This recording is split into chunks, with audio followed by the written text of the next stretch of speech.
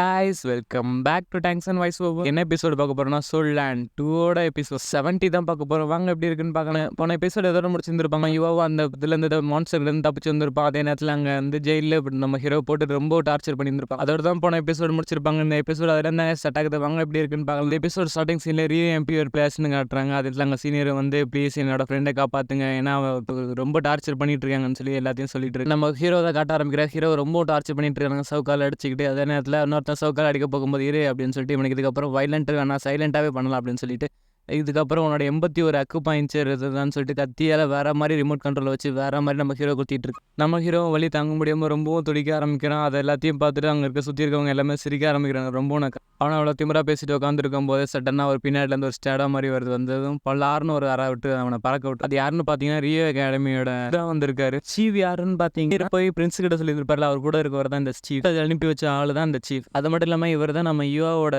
Teacher. இந்த சீஃபை சொல்லிட்டு இருக்காரு, உனக்கு ஒரு இன்னசென்ட் மேலே கை வச்சிருக்கு, அதுக்கான சரியான எக்ஸ்பிளனேஷன் எனக்கு கொடுத்தே இம்பீரியல் ஃபேமிலியில் ஒரு மெம்பர்னு தெரியாமல் நீங்கள் என் மேலே கை வச்சிட்டீங்க அப்படின்னு சொல்லிட்டு இருக்கும்போது அதுக்கு இப்போ இந்த சோல் செஃப் என்ன பண்ண முடியும், இந்த சீஃப் ஹாலில் எதுவும் தப்பாக நடக்கக்கூடாது அப்படின்னு சொல்லிட்டு இருக்கும்போது அப்படியா அப்படின்னு சொல்லிட்டு உள்ள ஒரு என்ட்ரி கொடுக்குறாங்க. அதே தான் நம்ம சீனியர் உள்ள என்ட்ரி கொடுக்குறாங்க பல விதமான வெப்பன்ஸோட. அதுவும் பின்னாடி வேற காட்ஸை பார்க்கறதுக்கே எல்லாரும் பயப்பட ஆரம்பிக்கிறாங்க, ஏன்னா அந்தளவுக்கு பவர்ஃபுல்லான வெப்பன்ஸ். அதே நேரத்தில் உள்ள வரது பிரின்ஸ் வந்துகிட்டு இருக்காங்க. அவரை பார்த்த எல்லாருமே உடனே தலை வணங்கிறாங்க, க்ரௌண்ட் பிரின்ஸ் அப்படின்னு சொல்லிட்டு. இங்கே என்ன நடக்குதுங்கிறதுக்கு நீங்கள் சரியான எக்ஸ்பிளனேஷன் தரீங்களா, ஏன்னா ஜியோட சீனியர் இதுக்காக இவ்வளோ தூரத்துக்கு நீங்கள் காயப்படுத்துறீங்க, அதுக்கு எனக்கு ஒன்றுமே புரியல, செம்ம கன்ஃபியூஷனில் தான் இருக்கேன், சொல்லுங்க அப்படின்னு சொல்லி கேட்டிருக்காங்க. இங்கே நடந்த எல்லா தப்புக்கும் இப்போ ரியோ அகாடமி தான் எக்ஸ்பிளனேஷன் கொடுக்கணும், சொல்லுங்க அப்படின்னு சொல்லிட்டு அந்த பிரின்ஸும் கேட்டுக்கிட்டு இருக்காரு. அது மட்டும் இல்லாமல் அங்கே இருந்தால் இன்னொருத்தரம் பார்த்து நீ என்ன சொன்னால் இம்பீரியல் ஃபேமிலியோட நீ அட்டாச் ஆயிருக்கியா, எப்படி எப்போத்துல நீ இந்த மாதிரி இம்பீரியல் ஃபேமிலியோட அட்டாச் அப்படின்னு சொன்னது உடனே அவனும் காலில் விழுந்து கிரவுண்ட் பிரின்ஸ் என்ன தயவு செஞ்சு மன்னிச்சிருங்க, நான் தெரியாமல் அதை தப்பு பண்ணிட்டேன், தயவு செஞ்சு மன்னிச்சிருங்க கிரவுண்ட் பிரின்ஸ் அப்படின்னு சொல்லி கெஞ்ச ஆரம்பிச்சிடறான். ஒரு சீஃப் நீங்களே இதை பார்த்துக்கங்க, அதுக்கான சரியான ட்ரீட்மெண்ட்டை கொடுங்க அவனுக்கு அப்படின்னு சொன்னதுமே உடனே வேற லெவலில் பவர் செல் யூஸ் பண்ணி அவனுக்கு அட்டாக் பண்ண பண்ணுறாரு.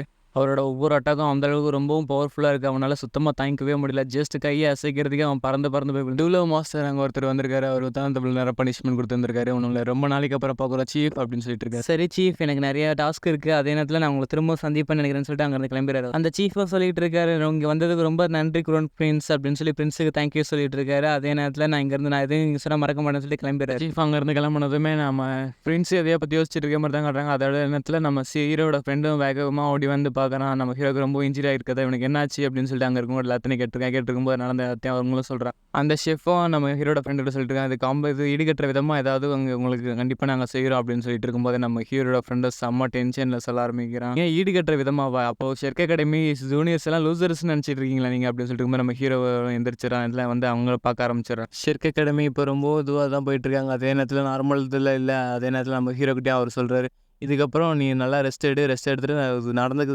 மன்னிப்பு கேட்டுக்கிறேன், நீ நல்லா ரெஸ்ட் எடு, அதே நேரத்தில் பார்த்துக்கோ உடம்பு அப்படின்னு சொல்லிட்டு அங்கேருந்து கிளம்பிடுற நேரத்தில் நீ இப்போ ஓகே தானடா, உனக்கு எதுவும் பிரச்சனை இல்லைன்னு சொல்லிட்டு எனக்கு ஓகே தான்டா அப்படின்னு சொல்லிட்டு அவங்களோட பேசிட்டாங்க. அதே நேரத்தில் அந்த சீன் எல்லாத்தையும் கட் பண்ணிட்டு அடுத்தபடியாக அவங்க வந்து நம்ம பிரின்ஸை தான் காட்டுறாங்க. பிரின்ஸை பற்றி அந்த ஷெஃப் பேசிட்டு போயிட்டு இருக்கிறத தான் காட்டுறாங்க. அதே நேரத்தில் இவனை ரொம்ப வில்லத்தனமாக தான் பேசிகிட்டு இருக்கா. அவங்க ஒழுங்காக பேசிட்டு இங்கே வந்து வில்லத்தனமாக தான் பேசிகிட்டு இருக்கா. ஷெஃப் இது பிரின்ஸ் எதுக்கு இது உள்ளே வந்தார் அப்படின்னு சொல்லிட்டு அதே நேரத்தில் நைட் டைமிங்கில் வந்து நம்ம ஹீரோவோட சீனியர் வராங்க. அவங்க வந்துட்டு நம்ம ஹீரோக்கு ஹெல்ப் பண்ணியிருந்தாங்க. அதை பண்ண வந்துட்டு நம்ம ஹீரோ கூட சொல்லிட்டு இருக்கு, நான் தயவு செஞ்சு மன்னிச்சிரு, ஏன்னா என்னால் தான் உனக்கு இவ்வளோ தூரத்துக்கு காயம் ஏற்பட்டுருச்சு, நான் அவங்ககிட்ட இன்னும் பல விஷயமா என்னை பற்றி நான் உனக்கு சொல்லணும். ப்ரோன் பிரின்ஸ் எனக்கு நல்ல பல இது இருக்குது அப்படின்னு சொல்லி எவ்வளோ சொல்லியிருந்திருக்கா. அந்த இடத்துல ப்ரோன் பிரின்ஸ் வந்து இவளோட மேரேஜ் பண்ணிக்கணும், நீ தான் என்னோட குயினாக இருக்க போகிறேன், அதே இடத்துல இந்த அரண்மனைக்கு நீ தான் அடுத்த குயினாக இருக்க போகிறேன், ஆனால் நான் இவளுக்கு வந்து நம்ம ஹீரோ மேலே தான் லைட்டாக இன்ட்ரெஸ்ட் இருந்திருக்கும் போல இருக்குது, அதெல்லாம் நினச்சி ரொம்ப ஃபீல் பண்ணிட்டு இருக்கா. அவனுக்காக என்ன வேணாலும் செய்கிறேன் அப்படின்னு சொல்லிட்டு தான் ஓகேன்னு சொல்லி ஒத்துட்டு இருந்திருப்பா போல. நீ எதுக்காகவும் கால்படாது, நீ என்னோட நார்மல் ஒய்ஃபாக இருந்தால் மட்டும் எனக்கு போதும், அது மட்டும் எனக்கு போதும் அப்படின்னு சொல்லிட்டு அவனுக்கு அவ்வளோ இதுக்கு சொன்னால சரி ஓகே அப்படின்னா அதுக்கப்புறம் இந்த உலகத்தில் நடக்கிற எல்லா வாரியும் நமக்கு தடுத்து நிறுத்த முடியும், எவ்வளோ பிரச்சனையும் இல்லை தடுத்து என்ன சொல்கிறேன்னு சொன்னால் அவனு ஓகேன்னு சொல்லி கையெழுத்துட்டு அது எல்லாத்தையும் நினச்சி ரொம்ப அழுத்திட்டு இருக்கோம். நான் அவனை பார்க்க வரேன் யுவா, அதே நேரத்தில் நீ திரும்பவும் கண்டிப்பாக ஒரு ஆகிட்டு பவர்ஃபுல்லான ஆளாக நீ வருவாங்கன்னு எனக்கு தெரியும், நான் இங்கேருந்து கிளம்புறேன் அப்படின்னு சொல்லிட்டு அவள் அழுதுகிட்டே அங்கேருந்து ஓடி நம்ம ஹீரோ அது எல்லாத்தையும் கண்மூடி கேட்டுட்டு இருந்த மாதிரி தான் கட்டுறாங்க. அதை டக்குன்னு அவள் போனது கண்மூடிக்கிறான். அதோட அந்த சீன் எல்லாத்தையும் கட் பண்ணிடுறாங்க. கட் பண்ணிவிட்டு அடுத்து அந்த ரியோ அகாடமியோட அந்த வெப்பன் மேஜிக்கல் ஹால் தான் காட்டுறேன். நம்ம ஹீரோட வெப்பன் மாஸ்டரும் உள்ளே கூட்டிகிட்டு வா அப்படின்னு சொல்லி உள்ளே கூப்பிட்டு போயிட்டுருக்காரு. அந்த இதோட எல்லாத்தையும் சீல் ஓப்பன் பண்ணி உள்ளே கூப்பிட்டு போயிட்டுருக்காரு நம்ம ஹீரோவுக்காக. ஏன்னா இதுக்கப்புறம் வெப்பன்ஸ் எல்லாத்தையும் ரெடி பண்ணுற இடத்துக்கு நீ இங்கே தான் பண்ண போகிற அப்படின்னு சொல்லிட்டு எல்லாத்தையும் கூப்பிட்டு போயிட்டுருக்காரு. உள்ளே இருக்க பெஸ்ட்லாம் எல்லாம் சொல்லிட்டு இருக்கு. இது எல்லாமே ஒரு வெப்பன் இதெல்லாம் ரெடி பண்ணப்பட்டிருக்கு, வேறு லெவல் அல்டிமேட்டான ஒரு பவர்ஸ் லெவல் தான் இருக்குது இங்கே, எல்லாமே சோல் டைரக்டிங் வெப்பன்ஸ் தான் அப்படின்னு சொல்லிட்டு அங்கே இருக்க எல்லாத்தையும் நம்ம ஹீரோவும் பார்த்துட்டு போயிட்டு ஹீரோவும் அங்கே உள்ள வந்துட்டு அவங்களுக்குன்னு ஒரு இடத்த பிளேஸ் கொடுத்துட்றாங்க நம்ம யுவாக்குன்னு. அதோட நம்ம யுவாவும் அவனுக்கான இடத்துல போய் உட்காந்துட்டு அவளுக்கான ஒரு டாஸ்க் கொடுக்குறாங்க, இந்த இதுக்குள்ளே நீ இந்த இதை முடிச்சிக்கணும் அப்படின்னு சொல்லிட்டு.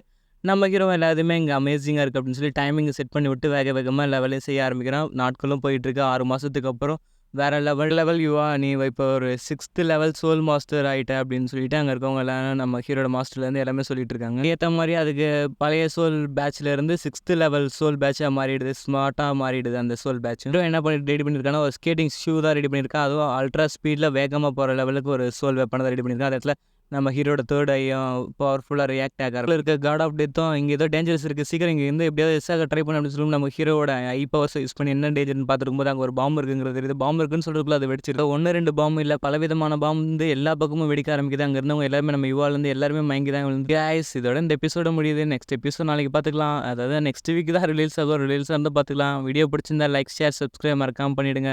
By bye guys. வீடியோ 3 போடுறேன்னு சொல்லியிருந்தேன். பட் என்னால் 2 தான் போட முடிஞ்சுது. இன்னொரு வீடியோ போட முடியல. அதுக்காக சாரி. என்னால் 2 வீடியோ தான் போட முடிஞ்சுது. Bye bye guys.